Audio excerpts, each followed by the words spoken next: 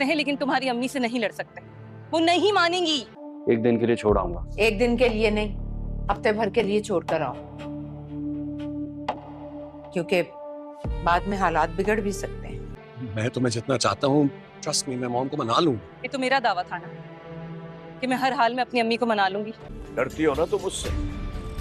अगर उसे पता चल गया ना कि तुम्हारी बातों की वजह से उसका बाप मरा है, तो फिर क्या होगा?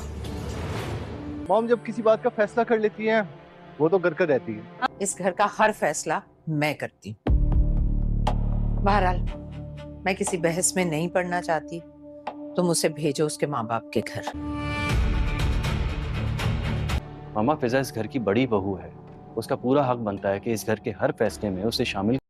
आयज़ा को ये बात समझ में आ गई है कि जहां आरा कभी भी उसके और अली के रिश्ते के लिए नहीं मानेंगी, और कुछ उसने जो उस दिन अली को और अनाया को इकट्ठा देख लिया था, इस वजह से भी आयज़ा अली से बहुत ज़्यादा नाराज़ हो जाती है और उससे बात तक नहीं करती। आयज़ा को मनाने के लिए अली उसकी यूनिवर्सिटी तक पहुंच जाता है और उसे समझाता है कि वो अम्मा को बहुत जल्द राज़ी कर लेगा, उसे इस बात की फ़िक्र करने की ज़रूरत नहीं है।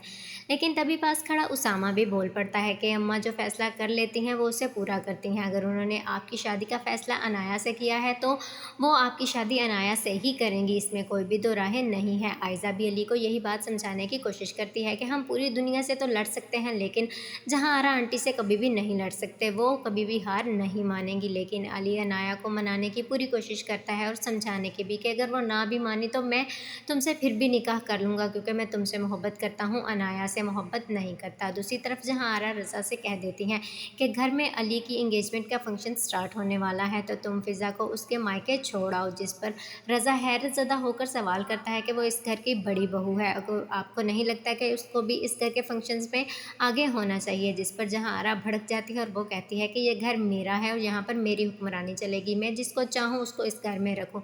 मैंने तुमसे कह दिया है कि उसे उसके मायके छोड़ आओ, तो मुझे इसमें दूसरा कोई भी सवाल नहीं चाहिए। जिस पर रज़ा एग्री हो जाता है एक दिन के लिए फ़िज़ा को उसके मायके छोड़ने पर। लेकिन जहाँ आरा यहाँ पर भी बात का पतंगड़ बनाते हुए कहती है कि एक दिन के लिए नहीं बल्कि एक हफ्ते के लिए उसे वहाँ पर छोड़ कर आओ, क्योंकि मैं उसे किसी भी शादी के फंक्शन में नहीं देखना चाहती। रज़ा खामोश हो जाता है क्योंकि वो अपनी माँ के आगे कुछ भी नहीं कह सकता। मज़ीद वीडियोज़ के लिए चैनल को सब्सक्राइब कीजिए।